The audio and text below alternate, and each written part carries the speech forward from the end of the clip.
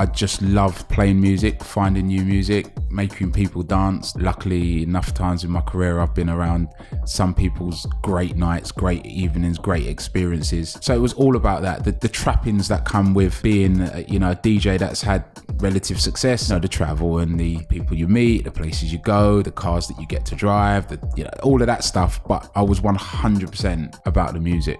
DJ Spoony, not just a DJ, he's also a radio presenter as well as a business person. He's played for the likes of Sir Alex Ferguson, Jose Mourhino, the Beckhams and so much more. He's a very important figurehead to the garage scene from the UK. We're speaking all things music as well as TV, and he's party played at Strictly Come Dancing. Be happy and never content. Listen, there's only a few times in life when you get to interview people that you admire, respect, and someone that some kind of influenced my own life. And DJ Spoony, mate, I know I've been on your case for probably weeks and weeks and weeks, but finally you said yes. You're now here at Woodbury House, Soho, and I'm very humbled that we're going to have an in-depth conversation about your life, your successes, your challenges, and I think it's going to be very valuable for the younger demographic as well. So thank you very much. Thank you. Humbled that you'd want my views, opinions and experiences as well. So big up yourself. So a question, right? When I was making some notes, okay, I always like to go from the start when you was a kid and talk about even maybe your parents, because a little bit about me. If I said to my parents, I'm 36, back then I'm going to do a podcast, I know what my mum would say. She's very black and white and very blunt. Well, you were wasting your time with all that for, mucking around, etc. The guy I just interviewed, Andrew Henderson, he's a freestyle footballer. He's 30. He's got 1.3 million people following him on Instagram. He's got a lot of people subscribed to his YouTube channel. He's making bundles of dough from it. But if you said as a business model to your parents, I'm going to become a freestyle footballer, they'd be like, you're mad. And it's a bit like yourself, really. I mean, am I right in saying that your parents are West Indian? Yeah. And back then, to become a DJ, I mean, how did they respond to that? So I was brought up, my mum brought us up, basically. So I didn't grow up with my dad. I know my dad and I spent time with him on odd occasion, but my mum was, my mum and my dad, my advisor, my confidants, the person that made sure we stayed focused and disciplined. That all come from mum. But I'd been sort of DJing as a hobby for about sort of 10, 12 years before I turned professional. But the thing about that was that I had a love of music, collected records, and I was actually working in a full-time job, 9 to 5. And what happened around 1990, maybe 1992, is that I started to get a little bit more work, not loads of work, but enough to make me still want to stay interested in being a DJ. But because I was working and I wasn't trying to sort of avoid having a 9 to 5. So when it kind of came around to the time where I felt I could leave full-time employment, actually what I'd done is I'd went part-time. I went 4 days a week to give myself a bit more freedom. The growth of the DJing went exponentially. So then I went down to 3 days a week, which made it go even greater than it did when I went down to 4 days a week. And then I just had to go back to my boss and say, look, I know you've let me do that twice now. I'm going to have to resign. And he was like, look, cool, good luck to you. And at the time, having that conversation with my mum, she was like, look, it seems as though you've thought about it. It's not like you've jumped ship. You've plotted your way. And she trusted my, view, my opinion. And actually growing up, like the way that my mum worked with things is that if I went to her with an idea or something that I wanted to do, she would ask me the questions to make sure that I thought the process through. So if I wanted to go football on a Saturday, it would be my responsibility to work out what happens with my brothers, who's going to look after my brothers whilst I'm being taken to football. What about dinner? What about the shopping? So you'd have to look at it from a 360 point of view. So when I came back round to her, it's a long-winded way of saying, when I came round to her to saying I want to go and do this full time, she was like 100% supportive. Yeah, because it's a bit of unorthodox, isn't it? You could see. I mean, my mum and dad, before I went to join the Marines, my mum broke down and said, "You're going to get killed." That was her natural reaction, and as most parents would be. Yeah, of course. And she done it from a position of love rather than not wanting me to pursue something that I was slightly passionate or obsessed with at the time. And they both said to me, go and get a career as a tradesman, chippy, sparky, which is a plumber, and I pursued plumbing. And I remember from the moment I started it, from the moment I stopped it, I absolutely hated it. I've never been depressed or suffered from depression or anxiety in my life. Obviously, everyone feels it every so often. But if someone were to say to me, was there any period in your life where you were close to depression? It was doing that plumbing job. Okay. Because I was living someone else's life or their goal rather than my own. I admit, yeah. So when you do something slightly off piece, you want to go and pursue sales, for example. What I got into, that was still a bit of a taboo area. It's like, why? It's not a real job. And I could imagine if I wanted to pursue being a DJ and pursuing the life that you've gone through, they would say, "No, Steve, that's not a real job." Yeah, I think the world was different then as well, Steve. You know, we know.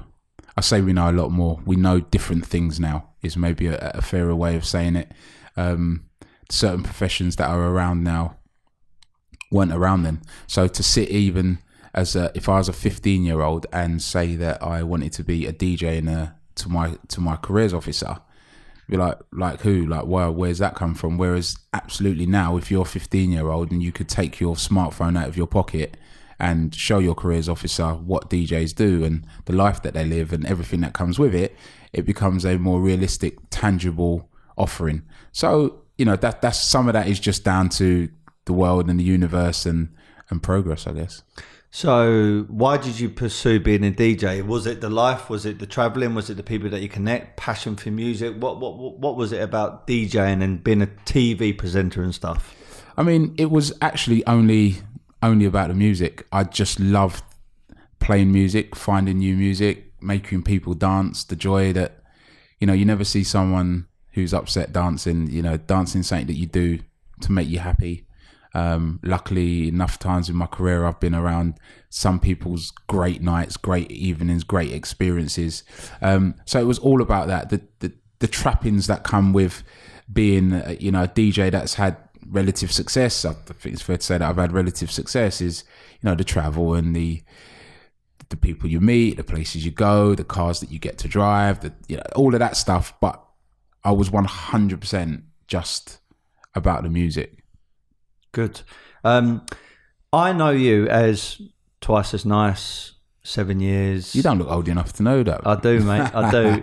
And also being a pioneer in the garage scene, resident DJ over 10 years at iNapa, Ibiza, etc. And I have followed you for some time. But I know it's not always plain sailing. So what sort of pitfalls, what sort of challenges, what sort of setbacks have you gone through being this profile now? Wow. I mean, how can I do? What have been the pitfalls? I mean, I had a period around 2010 where I had, for the previous 10 years, previous 12 years, I'd been on Kiss, Galaxy, Radio 1, BBC 5 Live because of my love of football, and I had a weekly football show on 5 Live. It was for the first time in 12 years that I had none of those contracts. UK Garage had kind of gone into like a bit of a funny space, or the scene had gone into a funny space, wasn't getting sort of booked as a DJ as much. And that was a time where I had to, I don't want to say reinvent myself, but I had to be creative and strategic in my pivot. Much more concise way of putting it. So I had to pivot, but whilst keeping and maintaining my integrity as DJ Spoony and as Jonathan as well. You know, I didn't want to just, you know, suddenly start running down the high street in a chicken outfit because it's going to make me rich, because I didn't ever think that it would last. It would be like that forever, but you had to stay afloat. And sometimes it's not about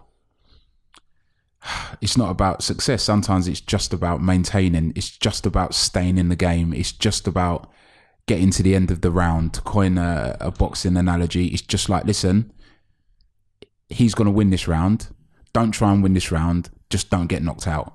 Just stay in the round. And you might actually have to do that for 3 or 4 rounds to clear your head. and then you can start applying the pressure. And even I use that as an analogy. Sometimes that's what we have to do in life, that it's not about how many gigs I've got. It's right, can I just stay in a place where I can pay the mortgage? You know, if I have to go out, I can have the equipment and I can get there. I've got petrol. Doesn't have to be flash, doesn't have to be loads. So, you know, that was a really, really good life lesson for me. And one that I look back with fondness, actually. And I think that my mum instilled me with so much resilience that I was able to handle that time and handle that period. Didn't crumble. Yeah. Respectfully, in the 90s, early 2000s, I remember garage being freaking huge. I mean, there were some key pioneers in that. As I mentioned, the Twice as Nice thing. You obviously got DJ MC Neat and DJ Luck, and just mega stuff. And it, for me, in my own mind, you'll know better than me, but in my own mind, it kind of suddenly sort of just dipping away. And I think it was the takeover of house and that kind of stuff. And there was a lot of, let's say, hip hop was thriving, and it still is today. But now, in the last few years, I feel like it's coming back round, and people really getting back into the garage. How have you seen music in what you do evolve, change, and pivot in this time? I mean, music is, you know, it definitely can be cyclical. Styles and genres, just like in fashion, can be cyclical. Things that we might have frowned upon 5 years ago, you know, now if you go out and you're wearing a pair of flares, it's like really cool and really trendy. 10 years ago, people would say, mate, what you wearing? Like, now if you wear flares, you're going to look like you should be on the front cover of Vogue. So I know that it happens like that, but because we weren't in it for fashion, so to speak, we were in it because of the love of, it's like, I'm not wearing this color because it is on the front cover of Vogue. I wear this color because I like wearing this color. So it actually doesn't matter whether it's in fashion or it's not in fashion. Yes, I might not get booked as much because all of the high streets, they might want it in London, but they're not going to necessarily want it in Cornwall or in Norwich or in Grimsby. They might just go, it's a fad. So, but yeah, it's nice. It's nice as a resurgence. The legacy of UK garage is that there's people that are now listening to it and enjoying it and trying to find out about where it came from, and we're a part of that, so we can be proud of that. But yeah, it's nice. It'll never be the same, but that's not how the world goes round, is it? Yeah. So obviously albums, mixtapes, and then obviously doing your, you know, being a resident DJ at certain clubs and certain events, stuff. That is almost a given as a DJ. But then when I started looking into what you've done, you know, other stuff that you've done affiliated to your career. Red carpet events such as Spider-Man, Hancock, Bad Boys 2, Men in Black 3, and then the rugby league event. And something that is quite close to my heart is boxing. I'm a boxer. I had a fight this year. I've had 16 fights. I'm not pro. I have had an amateur career, and I fought on something called the Queensberry League, which is sort of semi-pro, some people call it. One of my former podcast guests, George Groves, world champion, fought Cole Froch, and you was the stadium DJ. And do you ever look at all this stuff and think, I started DJing because of loving music, and now I'm up Wembley, 80,000 people, and I'm, you know, for one of the highest growing British fights. I mean, do you ever sit there and pinch yourself and think, wow, what a fucking achievement? I mean, just on that fight, by the way, you know, George easily could have won that fight. I think both fights he was winning. I think Cole Froch absolutely underestimated him. And I don't know if George had the self-belief, but I don't know, that might even be a little bit disrespectful, but that was an unbelievable occasion, because, you know, I knew Eddie. I've known Eddie Hearn for many years, and he said, right, we've got this big event and I'm going to put you on a little DJ platform. We're going to DJ. And it's weird because DJing in a stadium where you've just got DJ monitors, you don't get the vibe and the essence of what's going on the terraces, so to speak. But I knew so many people that were there were like what? We're actually raving at a boxing match, which was phenomenal. And I mean, I'd gone from maybe the most people I'd played in front of, like proper doing a DJ set, might have been 7,000. I've gone from 7,000 to 90, like in a blink. But that was an amazing occasion. But you know, I always look at it that I'm there because I'm a competent DJ. My heart is in the craft and the art of DJing. I'm not a celebrity DJ. I'm someone who people know, but they know because I'm a DJ. Yeah, I second that. On the note of boxing, I know you've got a big passion for sports in general. I know you play golf. I know you've got you're friends with Ian Poulter. What is it about sports, maybe golf specifically, that you really enjoy? And just before you answer that, I mean, we got a mutual friend, podcast guest of mine, Leon McKenzie. I mean, I love that fella. I mean, he's Big up, Leon. Big up your chest, mate.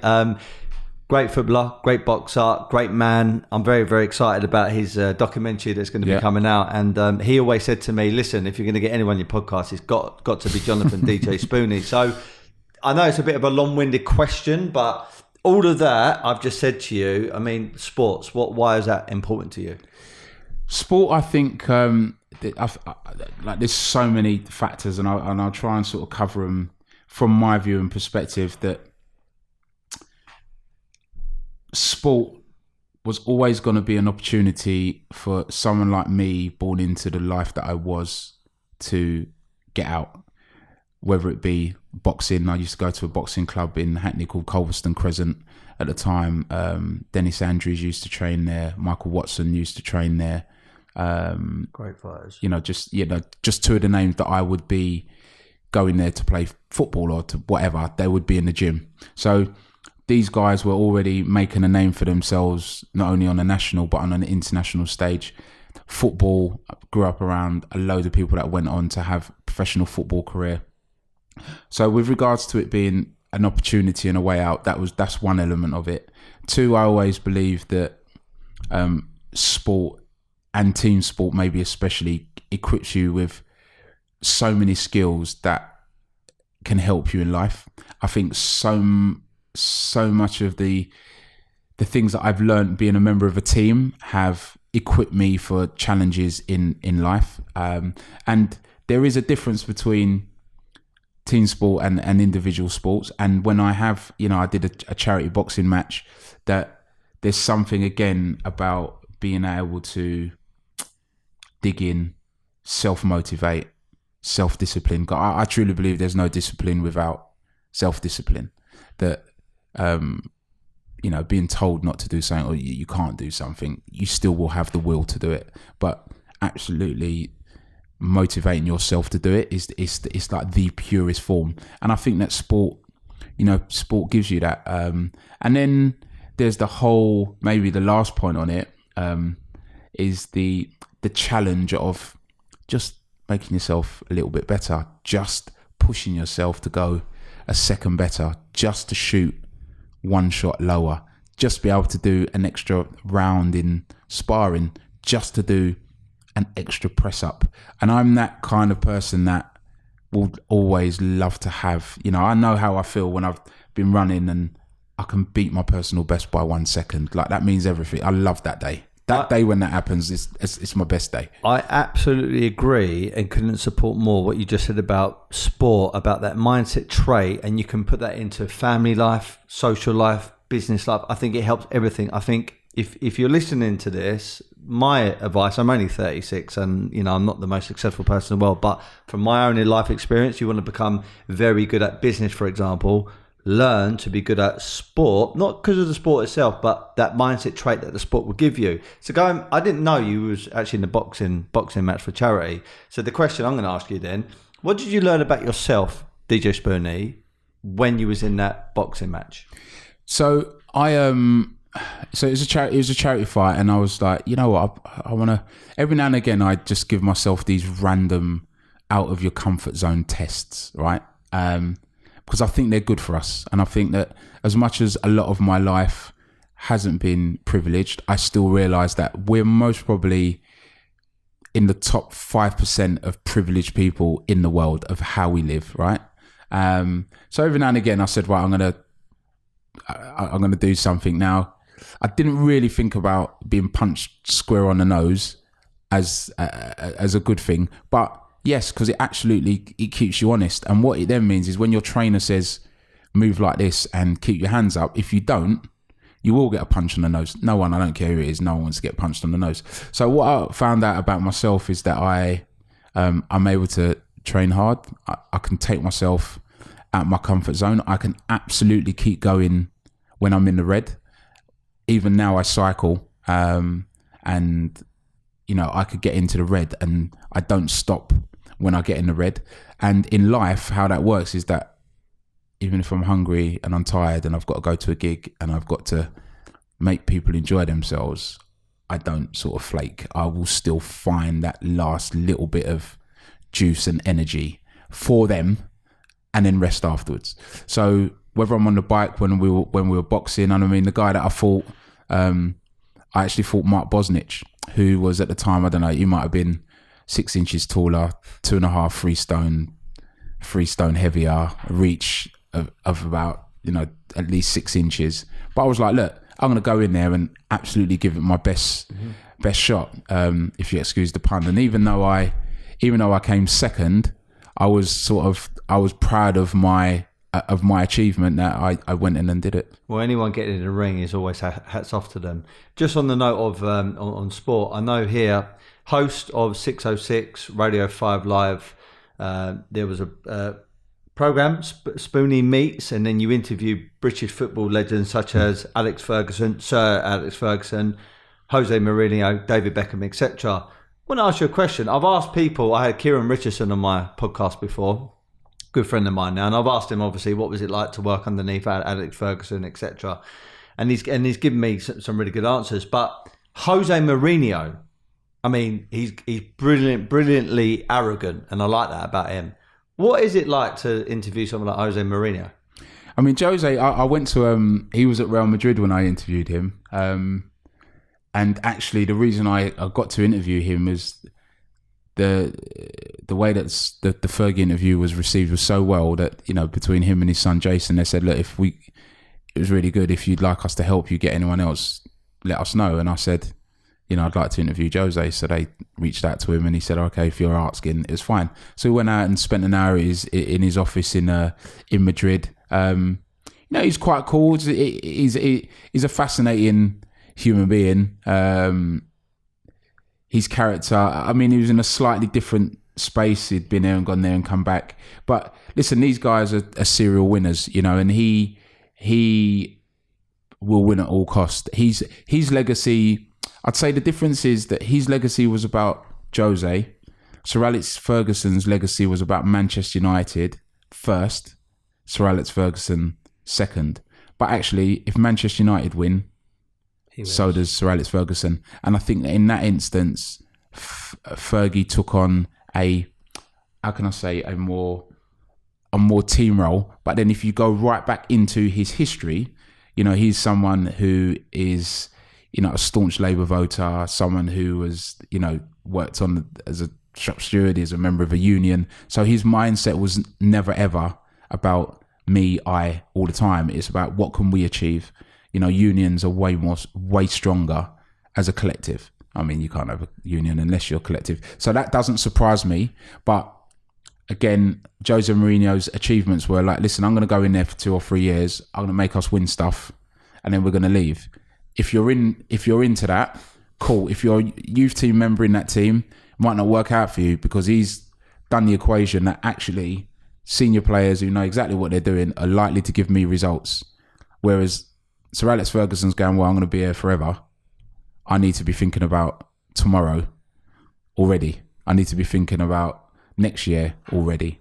And that's maybe the fundamental difference. So are you saying inadvertently Alex Ferguson is better than Mourhino as a manager? Yeah, absolutely. I mean, listen, it all depends on what your benchmark is, what your value is. I'm saying that I think Fergie's complete legacy means that there's most probably not many managers that can shine the light on him. He most probably sits in a very exclusive club of 2 or 3 club managers in his lifetime, or definitely in my lifetime. Like I said, completely depending on what you're measuring it on. And that's me without me wearing my Liverpool team colours. Sometimes, or you should just applaud brilliance when you're going to applaud brilliance. Absolutely. David Beckham, then, what was he like to speak to and get to know? Yeah, I love Bex. He's really cool. I first came into contact with Bex actually through Victoria. So when we were on Radio 1, Victoria made a record with a friend of mine, and then we were able to play that exclusively. So, you know, that was nice, and in the sense of that she always remembered that we were going to play a record of hers that was not just a Spice Girl offering. She was going to try and be a solo artist, and she wanted to make a cool record. She made this record with my friends, so we supported it. And then not too long after that, we I think it was the World Cup coming up, and Radio 1 wanted to do an interview with David Beckham, and got in touch with her through Victoria. And then Bex came back and said, look, I'll do it, but only if the Dreem Teem do it. So even though we weren't sort of high up, they would have wanted that to be on Breakfast or on Drive, but he was like, no, I'm only going to do it if I do it at this slot. So we flew out to Manchester, and actually when we went up there is when he'd done his metatarsal. So he was in a boot when we done the interview. We missed our flight from Heathrow. He waited for us. We did the interview, and then that kind of started the relationship. I ended up not only interviewing him that time, which I'll come back to, but I DJ'd at his 30th and his 31st birthday party as well. So he flew me out to Madrid to do that. We DJ'd at a big party that he hosted with Elton John prior to the World Cup in 2002, I think. But what was I just going to say about him, that the biggest interview that I did with him was where he had been sort of bombed out of the squad at Real Madrid, Fabio Capello, because he'd done the deal to go to the MLS. His contract was coming up to an end at Real Madrid. Real Madrid hadn't offered him a new contract. He'd done a deal with Galaxy, and Capello turned around and was like, well, your heart can't be in this club, so I'm gonna bomb you out. Anyway, a couple of players got injured. Things weren't going well. David stayed incredibly professional, and this is another life lesson in this, and I will come back to it. He stayed professional, turned up for training, trained like he always would. Capello sort of brought him back into the fold. Madrid went off and won the league that year, and he was largely instrumental in their turnaround of fortune. But his performances for Real Madrid meant that he was called back into the England squad, and I had arranged to interview him like midweek. We'd done the interview, and then we had the interview in the can, and then the New England squad was announced on the Saturday, and he'd just come back into the squad, which was an amazing sort of turn of coincidences. But the timing on that was perfect, because everyone was like, how have you got this interview? And it's like, actually, was doing it before the England squad. This has nothing to do with the England squad. And he's really cool, and he's always been, he's one of the most famous people in the world, and he's always just been like really, really cool, really nice, really cordial, really humble. So for all that he's achieved, he's such a humble man. They're actually a humble couple. They've been amazing to me. To put their name on my CV in the way that I've been able to, like they could have picked any DJ in the world. You know what I mean? You've been on Kiss 100, Strictly Come Dancing on TV, interviewing David Beckham, Sir Alex Ferguson, Jose Mourhino, Radio 5 Live. I mean, Will Smith, Jamie Foxx, J-Lo. So this is the question I was going to ask. I mean, out of all the people that you've met, out of all the people that you've interviewed, out of all the people to rub shoulders with, who has been the most iconic, most powerful, most influential? The person I wouldn't say you were starstruck by, but someone thought, wow, that person really has affected my life in a positive way. You know what? I at the risk of sort of sounding boring and sitting on the fence, I think most of them have. A lot of the big names I've interviewed have all added something different to me. They've all blessed me in a different way. Like the professional love and respect that I've had for Will Smith and Jamie Foxx as black icons, as black men that are multi-talented across the board, means that someone like me can look and go, right, we can achieve this. You know, we're not all going to be drug dealers that's portrayed. We're not all going to be people that don't have jobs that's often portrayed.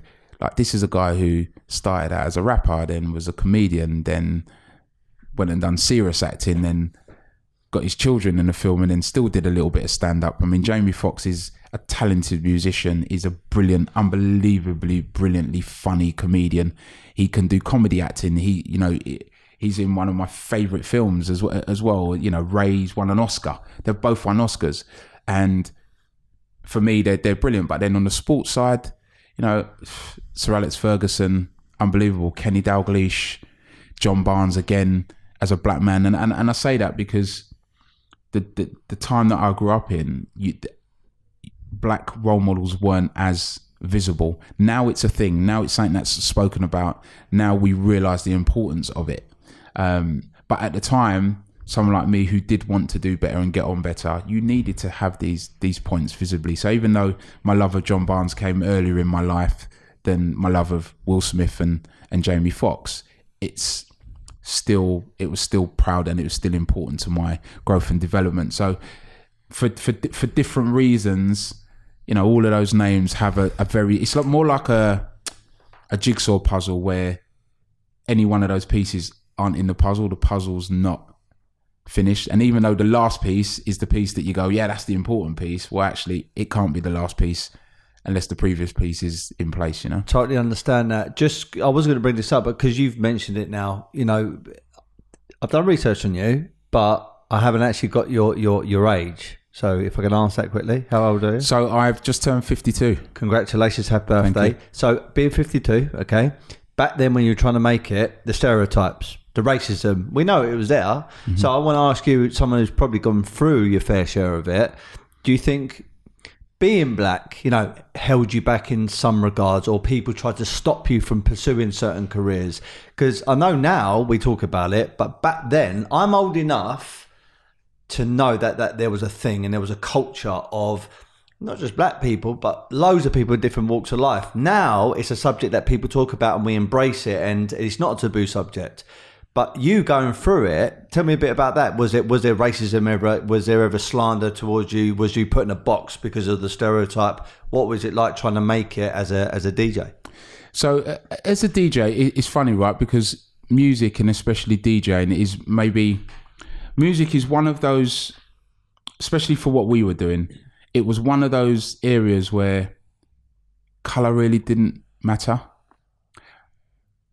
If I wanted to play the violin and be in London Philharmonic Orchestra, that might have been a little bit different, because at that time, there definitely would have been, and most probably still is, a snobbery in music and classical music and that sort of stuff. And I say that without casting dispersions, that's most probably just how it is. That DJing is a lot more working class, and we don't really care as long as you can make people dance. Prior to that, at school, there were a couple of occasions. Like I grew up in Hackney, and Hackney very multicultural, but I didn't see or witness any racism until I went to secondary school.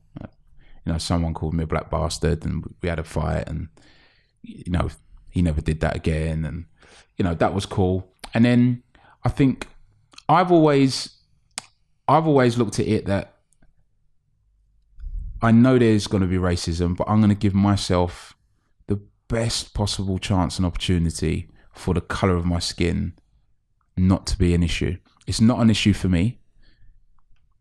I'm going to try and make it not. So I'm going to make sure that I'm professional. I turn up on time. I turn up ready to do whatever the job is that I'm employed to do. And the success that I'd had in my work career, I worked for the employment service as a civil servant for 7 years. I had absolutely, you know, no problems. I was the youngest executive officer in the whole of the North East London region. It was unheard of that someone of my age would be. So I didn't suffer any racism in that way. I don't know. I do believe that certain opportunities might have been or may have been denied me, but I don't know that. No one would ever come out and say, you're not going to have this TV show because you're black. But again, like I said, we don't know. All I ever tried to do was just equip myself with the right skills, what I at least deemed to be the right skills to get the desired result. Perfect mindset. I know you've got your, you know, you need to get off, so I'm going to ask you two more questions. No, go on, man. All right.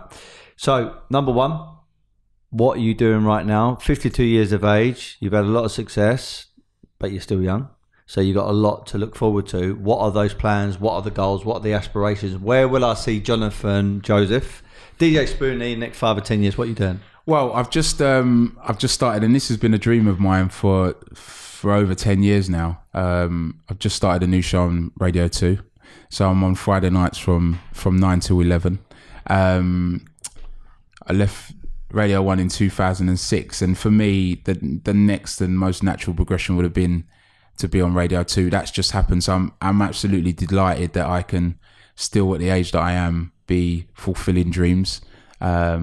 And my stepson has, he wrote me a most beautiful message saying how inspiring it is that, he's starting out his life, and there I am in the sort of at least late summer, autumn of mine, still trying to achieve. And I think that, I kind of take on that responsibility of leading from the front by example, at least with the way that I conduct myself with my professional head on. So that's that aspect. We have Garage Classical, which we did a couple of weeks ago at Kew Gardens.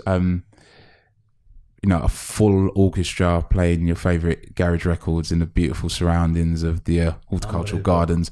So it's just a fantastic experience, something that, between myself and Katie Chatburn, who is our conductor, but she's the composer and leads the Ignition Orchestra, spoke about 4 years ago doing, and we've got it to this stage.